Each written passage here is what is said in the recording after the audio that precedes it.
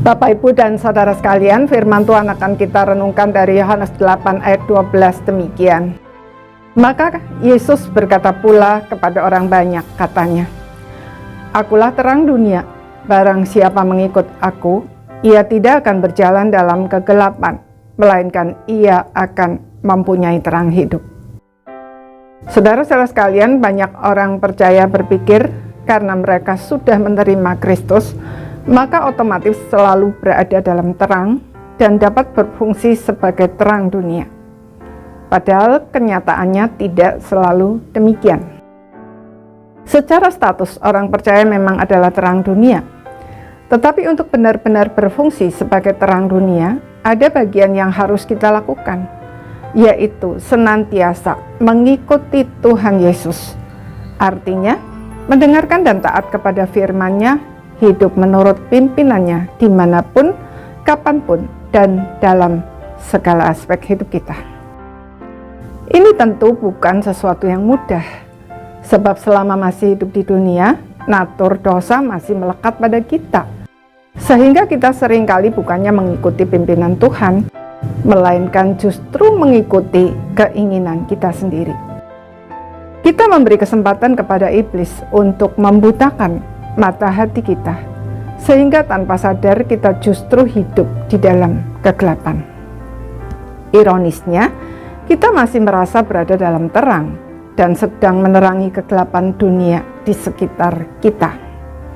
Kita berusaha dengan sekuat tenaga untuk menyadarkan orang lain, padahal sebenarnya diri kita sendirilah yang perlu disadarkan.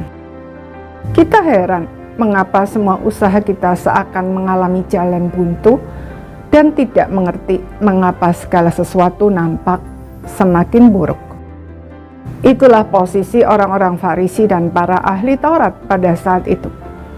Dengan berusaha membunuh Tuhan Yesus, mereka merasa sedang berbuat bakti kepada Allah.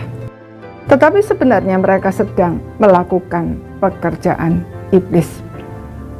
Berada dalam kondisi seperti ini sungguh sangat mengerikan.